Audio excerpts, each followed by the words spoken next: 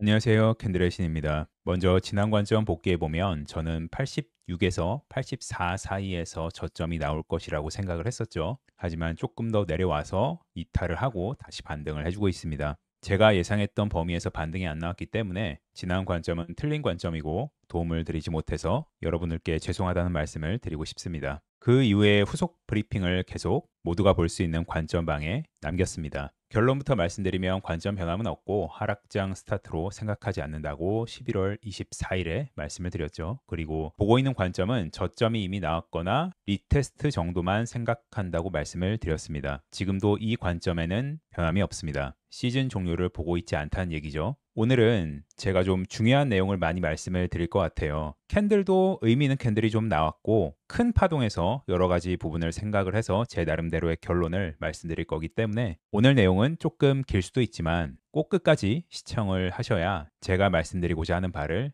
이해하실 수 있을 것 같습니다. 그러면 시작하기 전에 구독과 좋아요 한 번씩 부탁드리겠습니다. 오늘 내용이 중요한 이유는 그동안 좀 안 보였던 비트코인의 큰 관점, 그리고 두 번째로 작은 관점, 마지막으로 이더리움에서 나왔던 핵심 캔들, 아주 중요한 캔들이죠. 이렇게 세 가지로 말씀을 드리도록 하겠습니다. 먼저 처음에 봤던 관점은 이렇게 ABC로 하나가 끝나고 지금 올라오는 파동도 이렇게 ABC로 이중 지그재그를 만드는 파동을 생각을 했었죠. 그래서 터미널을 그리는 걸 가장 메인으로 봤었는데 지금 이 시나리오는 깨졌습니다. 그래서 이렇게 3파가 종료, 4파 종료, 5파 종료로 그냥 파동이 여기서 다 마무리가 됐느냐? 물론 가능하지만 카운팅에 약간 모순이 있죠. 왜 모순이 있냐? 지금 마지막 1연터에서 이렇게 1파, 3파를 잇는 선을 페이크아웃하지 않았죠. 마지막 5파가. 그리고 4파의 되돌림이 1파를 살짝 그냥 스치는 정도로 마무리가 됐기 때문에 이 카운팅에 대한 신뢰도는 저는 좀 떨어진다고 보고 있습니다. 그래서 고민을 하다가 제가 생각해낸 파동은 두 가지로 생각을 하고 있습니다. 먼저 첫째로 마지막 ABC가 여기서 마무리가 된 거죠. 올라온 파동이 이중 지그재그로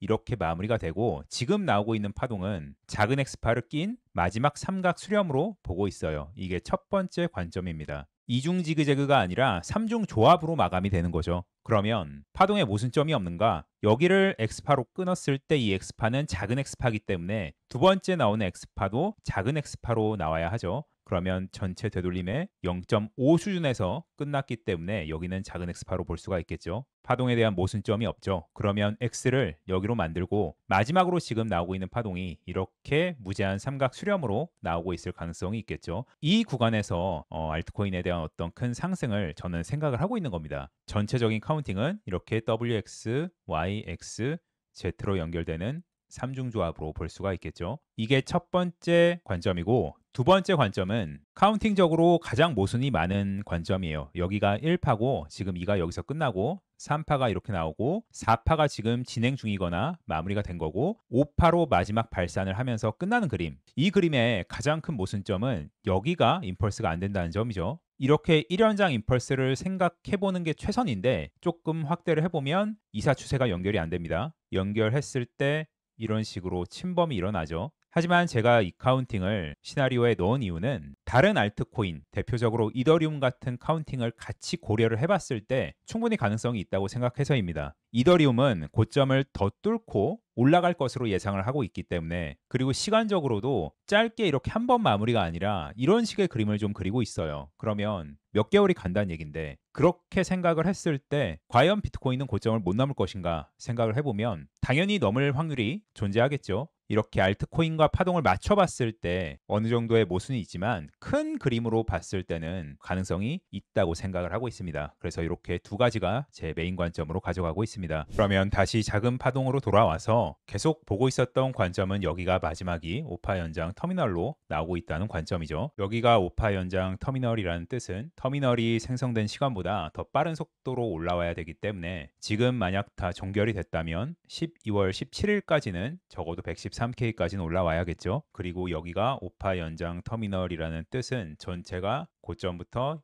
연장 플랫으로 내려왔다고 봐야 하기 때문에 이 연장 플랫은 보통 삼각형 내부 파동에서 잘 나옵니다. 그래서 여기까지 올라왔을 때 고점을 뚫을지 아니면 수렴을 할지 그거는 알 수 없지만 수렴에 대한 가능성도 충분히 열어놔야겠죠. 큰 관점에서 수렴으로 빠지는 시나리오라면 당연히 크게 수렴을 그리겠고, 첫 번째 시나리오였던 임펄스 4파 이후에 5파로 올라가는 시나리오라면 그건 역시도 수렴도 가능합니다. 4파가 길게 나오니까요. 바로 뚫어주면 너무나도 좋지만 그렇지 않고 시간을 또 길게 끌 수 있기 때문에 그 점은 인지를 해야 될 것 같습니다. 자, 그럼 여기 마지막 5파 연장 터미널이 지금 끝나고 올라가는 건가? 이게 되게 중요한데, 제가 12월 24일 전체 관점방에 저점이 나왔거나 아니면 한 번 정도 더 리테스트를 한다고 생각했던 이유는 이 마지막 오파가 종결이 안 됐을 가능성이 있기 때문이죠. 지금 이 부분은 임펄스로 보기도 애매하고 지그재그로 보기도 애매합니다. 파동이 명확하게 안 보인다는 얘기죠. 만약에 이런 형태 지그재그로 파동이 다 마감이 됐다면 여기가 지금 파동 마감이고 이제부터 상승이 계속해서 나오는 파동이에요. 근데 그게 아니라 이중조합 마지막을 여기서부터 플랫으로 하는 마감이 나올 수도 있고, 여기서 연장 플랫을 시작으로 하는 수렴으로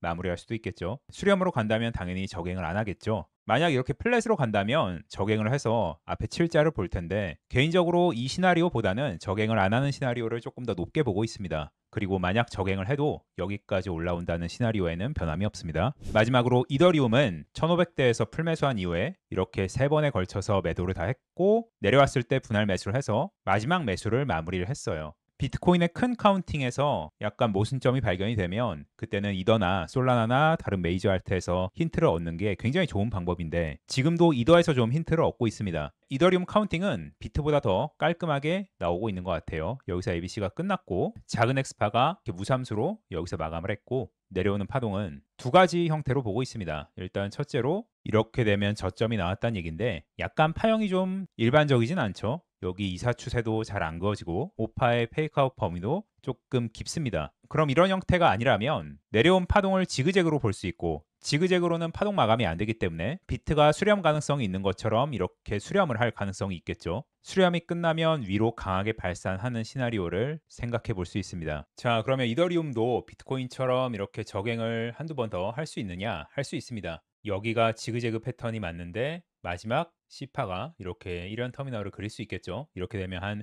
2000 초중반을 올 것 같은데, 개인적으로 저는 이 카운팅보다는 여기서 파동이 마감됐다는 것에 조금 더 신뢰도를 갖고 있어요. 왜냐하면 지금 완성된 1일봉에서 상승 캔들 때문에 그렇습니다. 아주 깔끔한 형태의 상승 다람쥐 캔들이 나왔죠. 그동안 제 방송을 보신 분들은 1일봉이나 4시간에서 나온 이 상승 캔들의 힘을 굉장히 많이 체감을 하셨을 겁니다. 지금 오랜 기간에 걸쳐서 상승 캔들이 안 보였는데 오늘 교과서적인 형태의 상승 캔들이 완성이 됐기 때문에 이더리움 같은 경우에는 여기 저점을 다시 깨지 않고 올라가는 것이 메인 관점입니다. 만약에 적행을 몇 번 더 하면 제 관점은 깨지지만 그래도 상승하는 데는 문제가 없다고 생각을 하고 갖고 있는 현물 포지션은 그대로 홀딩을 하겠습니다. 큰 관점에서 제가 보고 있는 이런 1연터의 가능성이 깨지려면 전체 상승 파동에 대해서 618 이상을 더 되돌려야겠죠. 여기를 살짝 깨는 것은 전혀 상관이 없고 완벽하게 매물대가 이탈이 돼야 제 관점이 깨졌다고 생각을 하고 현물도 손절을 생각하고 있습니다. 그러면 여기까지 말씀드리겠고, 추가적인 관점은 제가 텔레그램에 업로드하도록 하겠습니다. 그러면 오늘도 시청해 주셔서 너무 감사드립니다.